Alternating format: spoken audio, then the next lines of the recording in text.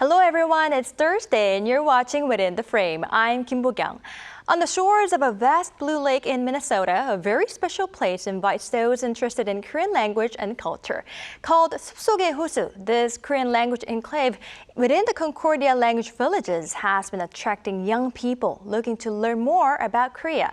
Since it was founded in 1999, this Korean immersive village has been over-enrolled thanks to the rising popularity of Korean content and culture.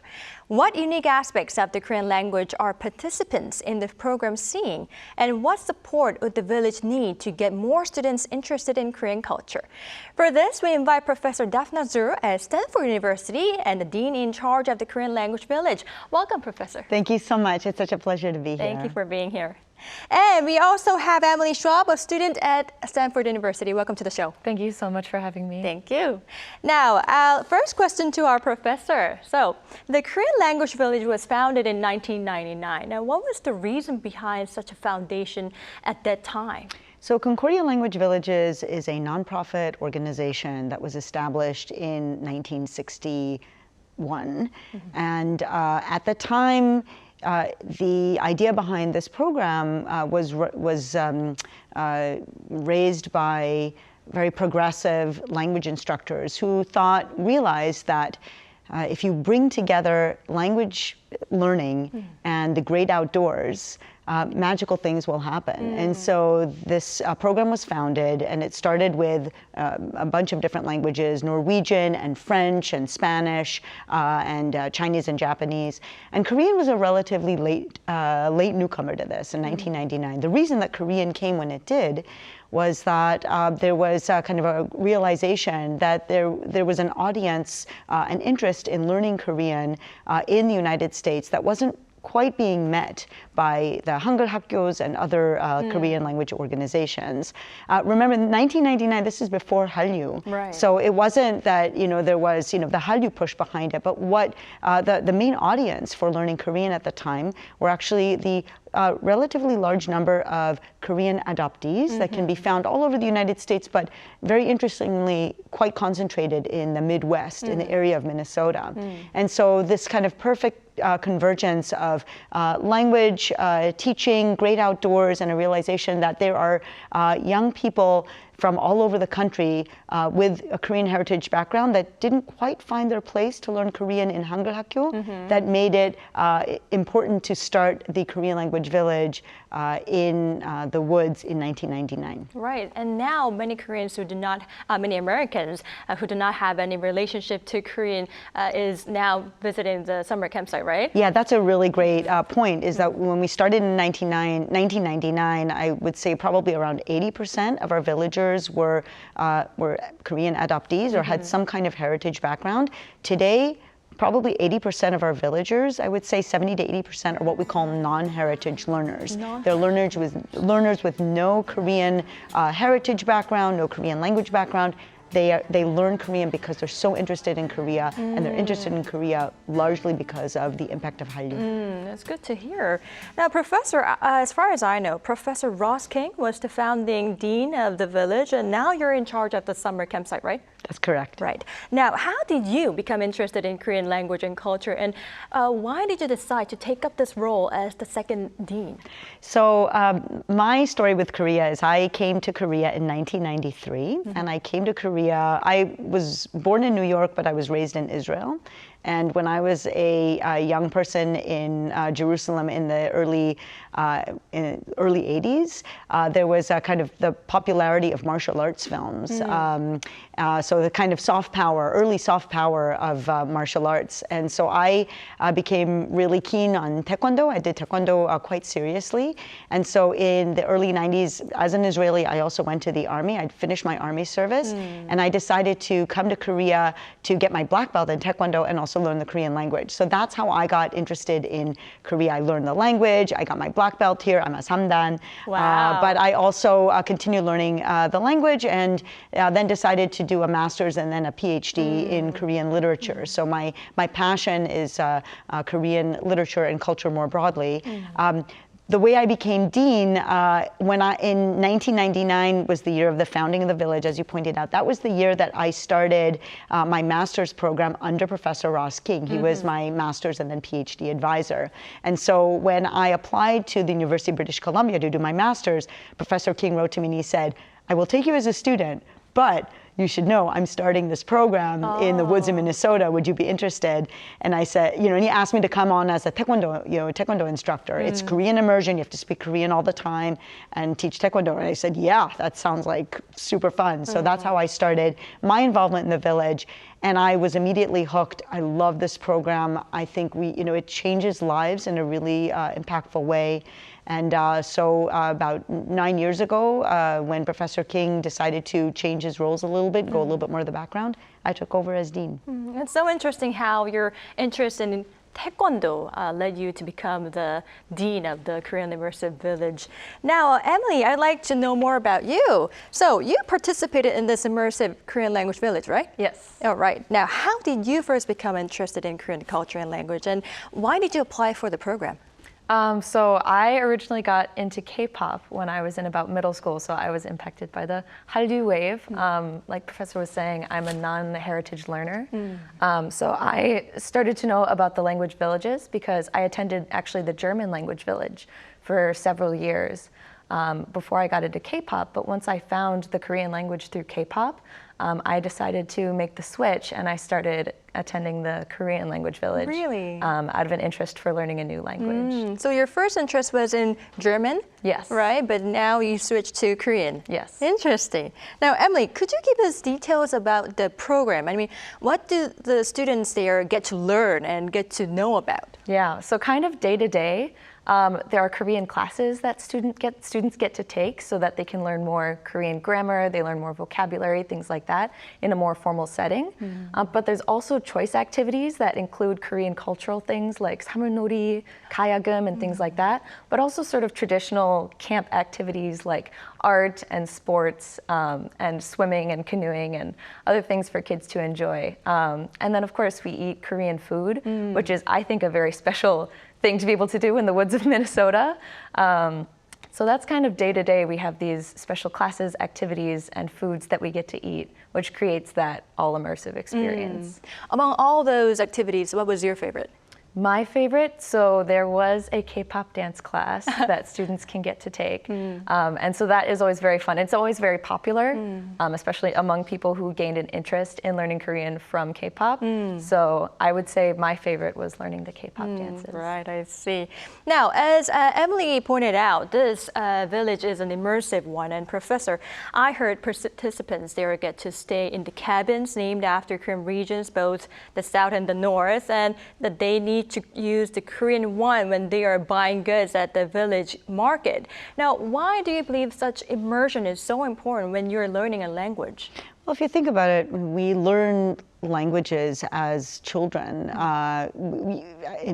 The most natural way is in immersion, right? We hear it around us. We hear all different contexts. Sometimes we hear grown-ups speaking, using words that we don't understand. But that's how kind of the natural way of learning language is to hear it in all the time and in all these different situations and contexts.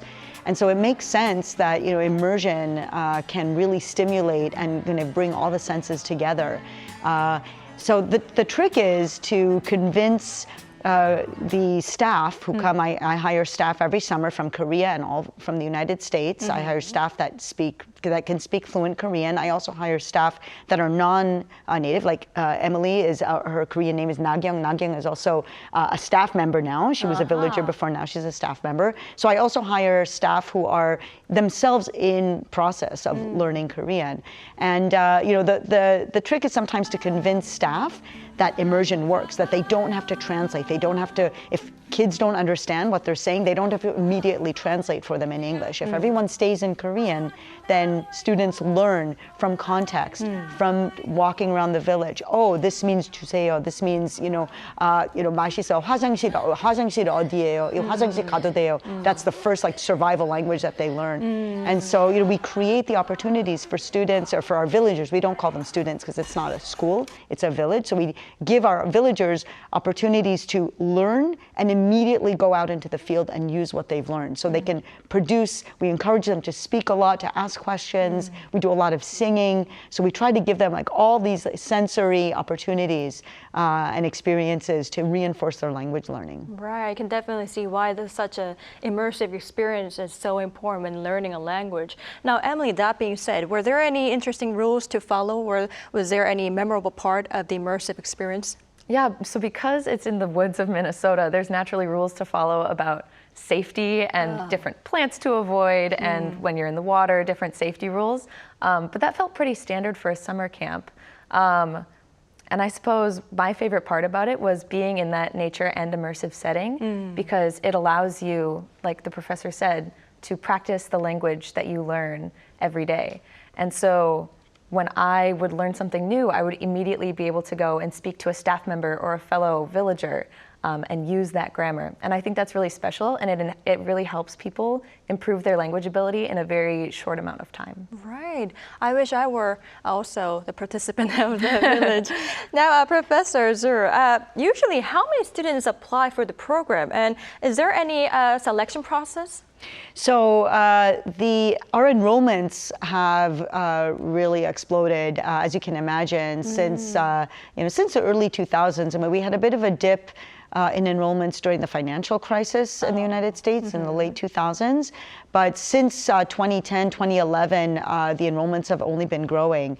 Our problem isn't enrollments, it's space. So we have more enrollments than space that we can accommodate. There is no selection process. Whoever wants to join our program, as long as they can register early enough. I've heard some kids say that it's harder to get a space at sogŭi Hosu than it is to get a BTS ticket. I don't know that that's exactly true, but it is really popular, and our villagers who want to come and learn Korean, usually if they don't register immediately when the registration season opens, they might end up on waiting lists for a very long time. So our only limitations are the number of free beds that we have to accommodate the number of villagers who want to learn Korean. Well, we are going to talk about the support the village needs later on, but Professor, what impact is the so-called Korean wave having on the number of enrollments and to the interest of students enrolled there? Well, the impact is huge. I mean, we have seen interest in Korean language specifically just going through the roof. Enrollments are sky high, record high, particularly at the college level, while many foreign languages are actually decreasing in enrollments or staying stagnant. Korean is probably the #1 language that continues to grow. There are many programs all over the country, all over the United States and North America in general, and probably other places in the world as well, where they cannot meet the demand for Korean language. So that is, there's empirical data to back that up. So that's the impact of Hallyu. If you're asking about the impact of having a program like this on our villagers, I'm an example of someone who came to Korea because of the influence of soft power. I love martial arts, decided to take on Taekwondo, came to Korea, and became a kind of lifelong supporter and lover and educator for young people. So people like me, there's so many young people who could potentially become ambassadors, do this kind of public diplomacy, build bridges between Korea and the world. And learning language is, I think, one of the most important parts of that. Once you start to learn a language, Korea, kind of comes into your heart. And that is something that continues to play a role, I think, in many of our villagers' lives going forward. So someone like Nagyang, like Emily sitting here, came as a villager, started learning Korean. All of a sudden, she also got into Stanford. She's one of my students at Stanford, and is now here on a seminar with me. And many of our villagers start with an interest in language, and then they pursue that in college and also later in their careers. It's so good to hear how the Korea's soft power is letting more and more foreigners to get interested in Korean language and, of course, its culture. Now, Emily, I'd like to talk about the uniqueness of Korean language. So, for your point of view, as a foreign student who is learning this East Asian languages and culture, what do you believe is most unique about Korean language? So for Korean language, for me, what really drew me in was the writing system. And what I found most interesting and unique is the sort of identity that is tied with the writing system, Hangeul, and sort of its creation to make the language more accessible, which in turn I think has not only made the language more accessible for Korean speakers, but also now international speakers who are looking to learn. And yeah, learning about how Korean identity and history and the preservation of language is so very important makes the language even more unique and interesting. But Emily, it's good to hear that, but I'm a native speaker, but sometimes it's even hard for me to learn the Korean language to be exactly correct.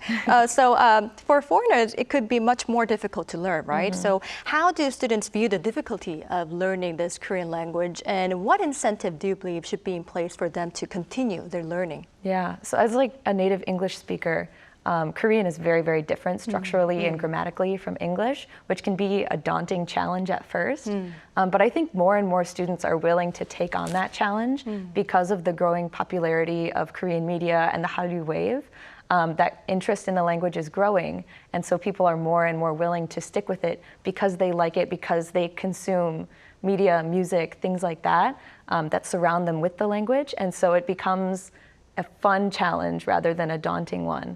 And so I think in terms of motivation for students, looking at Korea from the soft power perspective, with its growing power in the global scene, I think that's another huge motivator for students to learn as it becomes more and more of an international power for the future. I see your point. Now, Professor, for Korean to become a global language, I assume more support would be needed for this village. How is the current situation, and what support should be in place? Yeah, that's a really great question. I want to follow up on something that Emily just said, which is that it is true that with the popularity of Hallyu, more and more young people are drawn to learn Korean. They're willing to stick it out, through tough times and really get deeper and deeper. But it is also, as you pointed out, a challenge, a challenging language, and we see that in higher education. So, as I said, there are a lot of pressure on enrollments in Korean language. This enrollments actually taper down after second or third year of Korean, and that's because of what you just said, that the difficulty of the language, the number of hours, there is a measure of the language difficulty that is available on the Foreign Defense Institute in the United States that shows that to get to a level of fluency in Korean that is equivalent to a level of fluency, say, in French, you need roughly 4 times the number of hours, 4 times the amount of investment in that language in order to be able to do the same thing. So that's a tremendous amount of investment. And it's not that, not an investment that anyone can make. Right. Time is also resources, it's money, it's, all kinds of things that need to happen in order to help students stick through and continue their learning. And this is where the investment in Korean language education really is crucial. So, Hallyu is, here, and it is not going away, and, all of that is wonderful. But to get students to learn Korean and to stick with Korean, you really need that long-term investment. And this is something that we really like to see more effort, both on the part of perhaps the Korean government and also, individuals or corporations giving back, saying, okay, Hallyu, we've done so well, we've got so many new people coming in, being interested. Maybe it's time, not maybe, I think it is time for these corporations to give back, to say, okay, we're going to support your learning. So how can they do that? Korean language education needs support. The example that we're here to talk about, sogŭi Hosu, we, until this year, have been operating out of the Russian language village because we did not have our own space. We didn't have our own architecture. We didn't have our own space. So we've been limited we're using this, other space to teach our language. We have tremendous support from Kenny Park from Simone Corporation here in Korea that got us started on our dream of moving into our own space, the Korean language village, but we still have a long way to go. So the more people take an interest, they can support us either by helping us build the few buildings that we still need to build in order to complete our construction, but also scholarships for our villagers. You asked me before, what are the limiting factors? Is there a selection process? These programs are by comparison with other summer residential programs, they're not wildly expensive, but they do cost money. And our goal is to always offer space to any child who wants to learn Korean. So we are greatly in need of scholarship support, support of, like I said, the capital project of building these buildings so that we can finally expand and take as many learners as we can. This past summer, 2023, I had to turn away over 20 villagers who wanted to learn Korean. Those are 20 people, those are missed opportunities for building more bridges, building future ambassadors, this 친한파, right?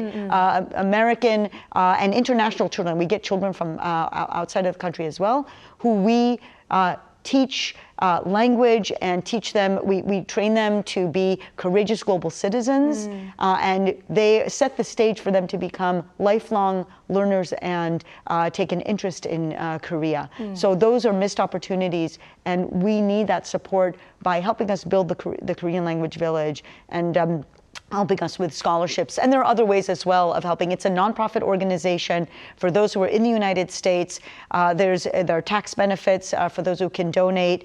We welcome any amount, and we really need support of people who see the value in this kind of project. I can definitely see the reason why the village needs support, and I really hope such support could be given. But Professor, you talked about 친한파, right? What effect could we expect by having more students get to know about Korean language and get to know about Korean culture? Could you give us more details?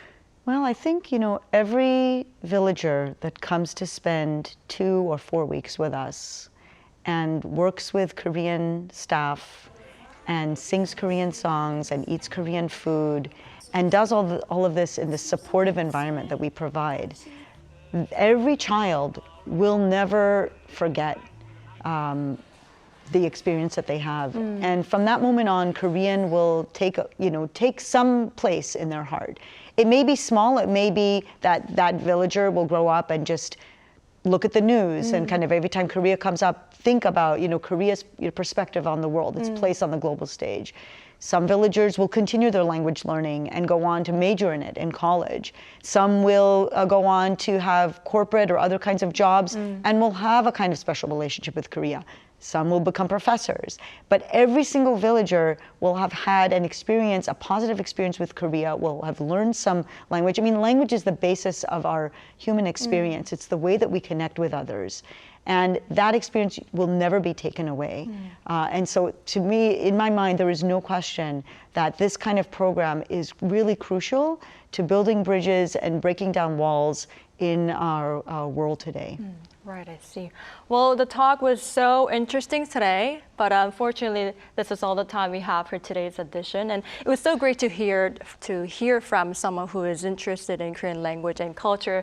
And on behalf of Koreans, I'm so thankful for both of our guests to show continuing support on Korean culture and language. Thank you. We really appreciate it, Professor and Emily, for your time and insight. Thank you. Thank you very much. Thank you very much. 감사합니다. Thank you. All right, that's all for Within the Frame tonight. We'll be back tomorrow with more in-depth stories. Thank you for watching and goodbye.